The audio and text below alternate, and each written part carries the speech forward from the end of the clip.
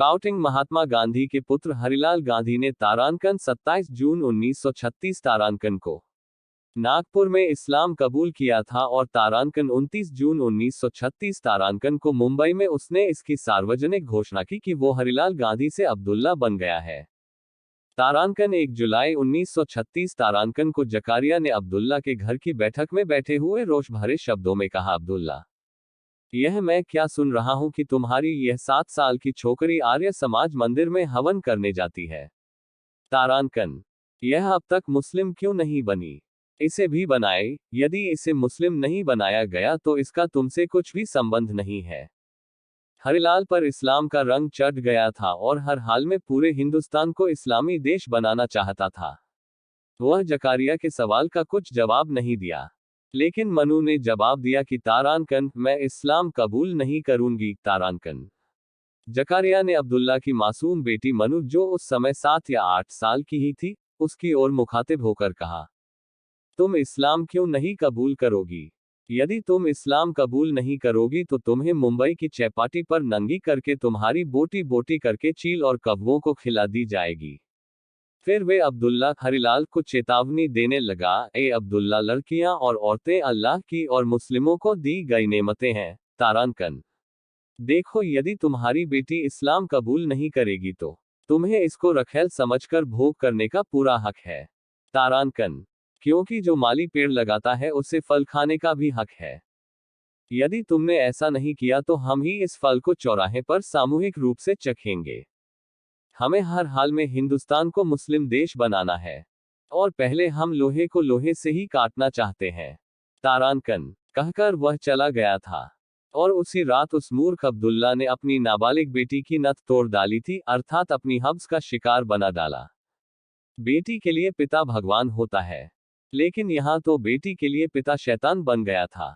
मनु को कई दिन तक रक्तस्राव होता रहा और उसे डॉक्टरी इलाज से ठीक हुआ। स्नेहिल स्वजन, आप कल्पना कीजिए उस नन्ही बच्ची पर क्या गुजर रही होगी और उस फूल सी बच्ची की मां की भी क्या मनस्थिति होगी। ऐसी है इस्लाम की अंदर की स्थिति। उन दिनों जब मनु पीड़ा से कराह रही थी तो उसने अपने दादा महात्मा गांधी को खत लिखा, जो तब तक अपनी होशियारियों के चलते बापू के नाम से सारी दुनिया में प्रसिद्ध हो चुका था। लेकिन बापू ने साफ कह दिया कि इसमें मैं क्या कर सकता हूं। इसके बाद मनु ने अपनी दादी कस्तूरबा को खत लिखा। खत पढ़कर दादी बा की रूह कांप गई। फूल सी पोती के साथ यह कुकर्म, और वह भी पिता द्वारा। बा ने 27 सितंबर 1936 तारांकन को अपने बेटे अब्दुल्ला को पत्र लिखा और बेटी के साथ कुकर्म न करने की अपील की, और साथ ही पूछा कि तुमने धर्म क्यों बदल लिया और गोमांस क्यों खाने लगे। बा ने बापू से कहा, अपना बेटा हरी मुस्लिम बन गया है, तुम्हें आर्य समाज की मदद से उसे दोबारा शुद्धि संस्कार करके हिंदू बना लेना चाहिए। गांधी, यह असंभव है। बा, क्यों? गांधी, देखो, मैं शुद्धि आंदोलन का विरोधी हूं। तारांकन, जब स्वामी श्रद्धानंद ने मलकाने मुस्लिम राजपूतों को शुद्धि करके हिंदू बनाने का अभियान चलाया था तो उस अभियान को रोकने के लिए मैंने ही आचार्य विनोबा भावे को वहां भेजा था, और मेरे कहने पर ही विनोबा भावे ने भूख हड़ताल की थी और अनेक हिंदुओं को मुस्लिम बनाकर ही दम लिया था। तारांकन, मुझे इस्लाम अपनाने में बेटे के अंदर कोई बुराई नहीं लगती। इससे वह शराब का सेवन करना छोड़ देगा।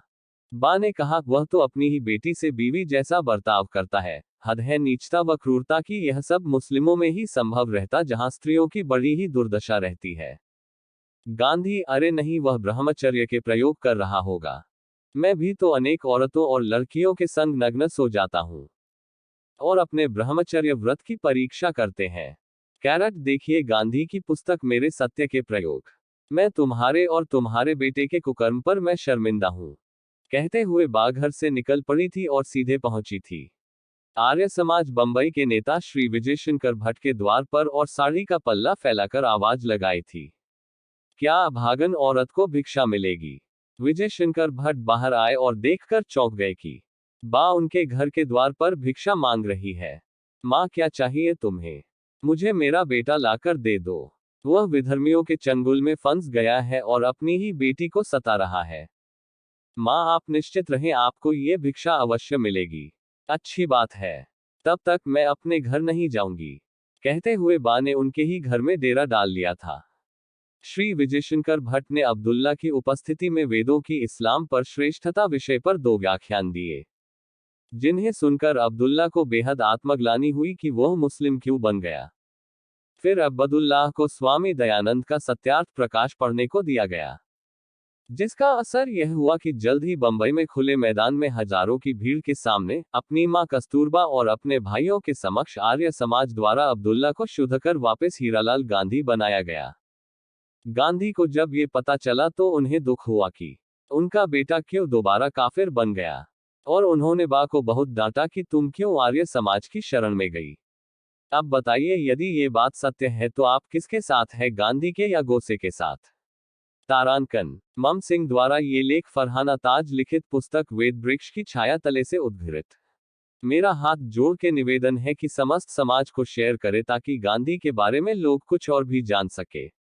और यदि शेयर नहीं हो पा रहा हो तो डूब मरने में कोई दिक्कत नहीं होनी चाहिए। लोकेश।